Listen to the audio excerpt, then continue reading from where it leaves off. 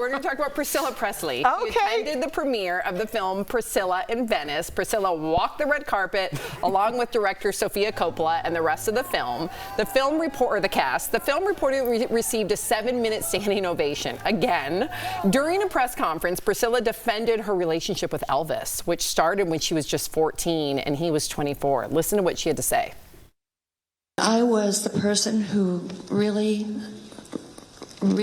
sat there to listen and to comfort him. That was really our connection.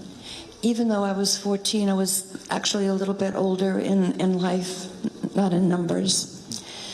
And that was the attraction. And, you know, people think, oh, it was sex, it was this. Not at all. I never had sex with him. He was very kind, very soft, very loving. But he also respected the fact I was only 14 years old.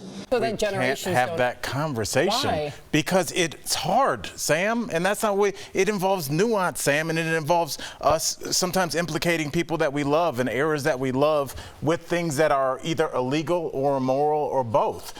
How do you we've talked about when's the first time, you know, you want to talk to your kid about MLK, but when you talk about Martin Luther King, now I got to sit and tell my cute little 6-year-old about racism and why that's important. So when do you take that joy away from them and start to bring in the harsh realities of life? Quite frankly, our past, the world's past, there's a lot of blood on a lot of hands. And so how do we remember the good times without also remembering that picture that Granny's in, she couldn't vote? That picture that Al's grandfather was in, he couldn't work or sit certain places.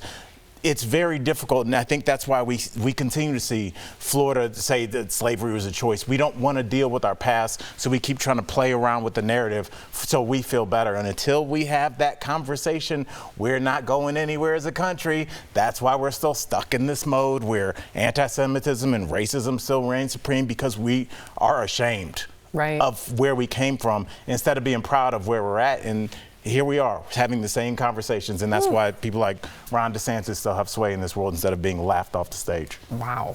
Al Jackson for president, 2024. I'm too lazy. Don't go on my past. I was like, he's too lazy.